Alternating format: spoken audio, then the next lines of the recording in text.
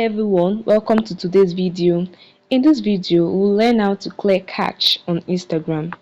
Clearing cache on Instagram can help improve the app performance and also resolve some issues. So here is how you can do it.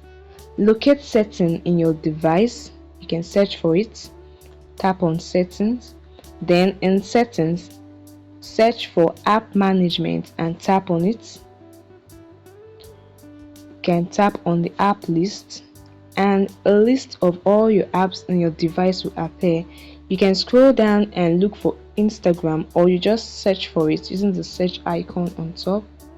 You can just quickly search for it, Instagram. Once you locate Instagram, tap on it. In the Instagram setting, tap on storage and cache, and here you are. To clear cache, tap on the trash icon with the clear cache option down. Tap on it, and this process will help you clear the cache data for Instagram. I hope this video helped you. Don't forget to like, share and subscribe. See you in the next video.